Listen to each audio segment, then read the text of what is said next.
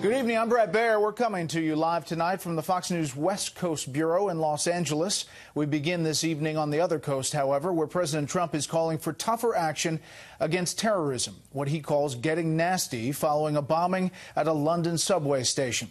It happened during the morning rush. No one was killed, but 29 people were wounded. ISIS is claiming responsibility tonight. A massive manhunt is underway for the bomber, and Great Britain has raised security levels, fearing another attack may be imminent.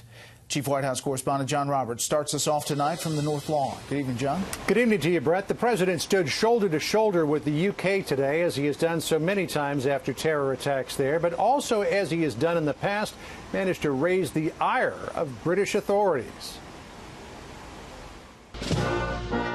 At Joint Base Andrews this afternoon, President Trump condemned the attack on the London subway, the fifth time terrorists have targeted British civilians this year. I want to say that our hearts and prayers go out to the people of London who suffered a vicious terrorist attack. Radical Islamic terrorism. It will be eradicated, believe me. Earlier today, the president raised eyebrows in the UK when he appeared to suggest British police had dropped the ball, tweeting the perpetrator was, quote, a loser terrorist who was, quote, in the sights of Scotland Yard, must be proactive. British Prime Minister Theresa May did not appear to approve. I never think it's helpful for anybody to speculate on what is an ongoing investigation. Shortly after that, the president and prime minister talked. Number 10 Downing Street saying only, quote, President Trump called the prime minister earlier today to offer his condolences over this morning's cowardly attack in London. The two leaders will meet next week on the sidelines of the United Nations General Assembly in New York. Terrorism will be a dominant topic on the U.S. agenda. In a preview of the president's speech next Tuesday, UN Ambassador Nikki Haley put it bluntly. He slaps the right people. He hugs the right people. The biggest slaps will be reserved for Iran and North Korea, who many experts believe are colluding on missiles and nuclear weapons. While the president prefers to give tough new sanctions against North Korea time to work, military action is still a possibility. We've been kicking the can down the road, and we're out of road.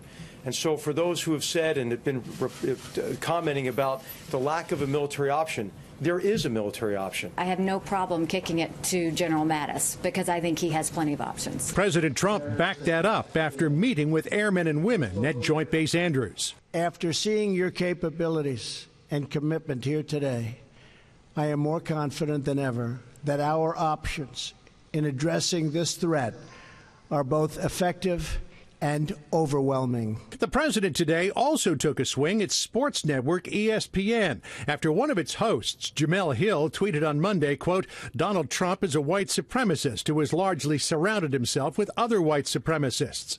President Trump today lashed out, tweeting, quote, ESPN is paying a really big price for its politics and bad programming. People are dumping it in record numbers. Apologize for untruth.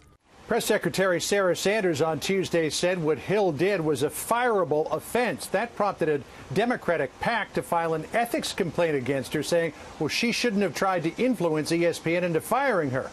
Sanders insisted today that she isn't out to fire Jemele Hill, just saying that what she did is a fireable offense, and today she slammed ESPN for suspending a conservative anchor who voiced a political opinion while at the same time letting the Hill comments slide. Brett?